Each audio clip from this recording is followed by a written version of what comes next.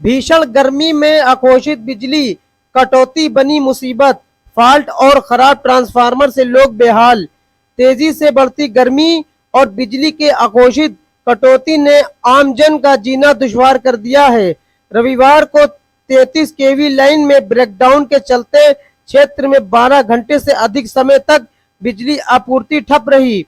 बिजली बहाल होने के बाद भी कस्बे में दिक्कतें कम नहीं हुई। कहीं तार जलते नजर आए तो कहीं ट्रांसफार्मर से चिंगारियां निकलने लगी। कई इलाकों में वोल्टेज की समस्या ने भी लोगों की परेशानी बढ़ा दी। हाउस के कर्मचारी देर रात तक लाइन सुधार कार्य में जुटे रहे, लेकिन समस्या पूरी तरह दूर नहीं हो सकी। सोमवार सुबह बारिश के बाद हालात और बिगड़ गए।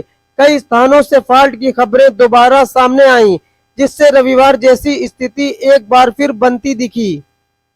फॉल्ट की जानकारी मिलते ही विभाग के कर्मचारी तत्काल मौके पर पहुंचकर सुधार कार्य में लग गए।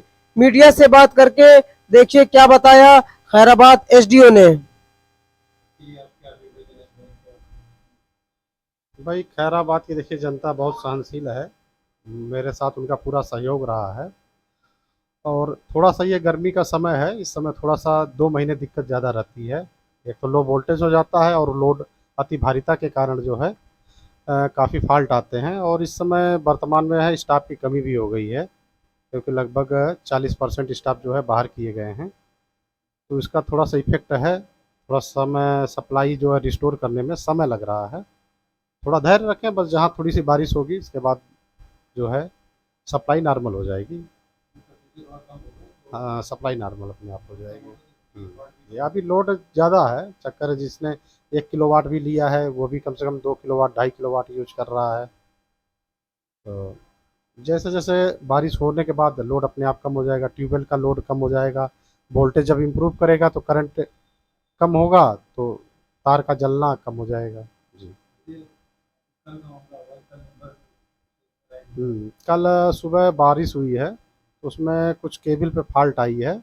अब चूंकि ये कुछ अंडरग्राउंड है, कुछ ओवरहेड है, कुछ अंडरग्राउंड है, तो अब अलग अलग सेक्शन खोल के मेगर करके चेक करने में समय लगता है। तो लगभग हमें लगता है 12 घंटे लगभग बंद रही होगी, 10 से 12 घंटे। हाँ, नहीं नहीं, मैनुअली करना पड़ता है। मशीन से भी होता है, लेकिन वो भी एक एक सेक्शन ही चेक करेगी, क्योंकि केबल का सेक्शन एक ही एक करके चेक कर पाएगी। जी।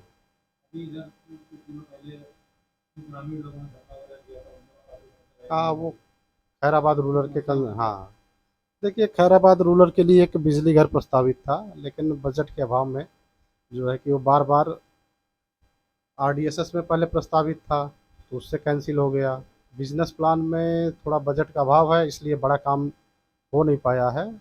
तो मैं चाहूँगा कि ज़रा जनता भी अपने क्षेत्रीय विधायक सांसद से मिलकर इसकी पैरवी करे। एक बिजली घर जो है सरैया सानी में नितांत आवश्यक है। बगैर उसके कोई भी होगा सप्लाई चला पाना बहुत मुश्किल है। एक लाइन खैराबाद से बन रही है, वो भी आंधी में टूट गई। अब उसका निर्माण कार्य चल रहा है, लेकिन वो एक वैकल्पिक की तरह है, क्योंकि जो दूसरे बिजली घर से निकल के आती है वो फिर धीरे धीरे ओवरलोड वो भी हो जाती है। तो उससे एक बिजली घर सरैया सानी में प्रस्तावित नितांत आवश्यक है। जी।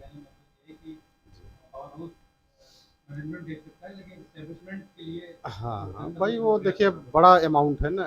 एक बिजली घर बनाने का मतलब है कि 1.5 करोड़ तो कम से कम इक्विपमेंट में लगेगा, 1.5 से 2 करोड़।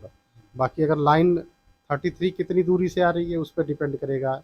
1 करोड़ 1.5 करोड़ 2 करोड़ भी हो सकता है, क्योंकि लाइन का रूट होता है ना। जितना लंबा रूट होता जाएगा उतना कास्ट बढ़ जाएगी। जी।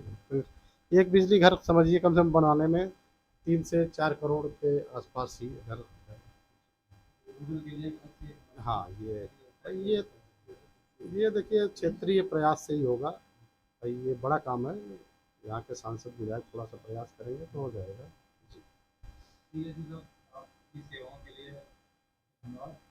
चलिए भाई, मैं भी चाहूँगा फिर कभी मौका मिले कि सीतापुर आऊँ।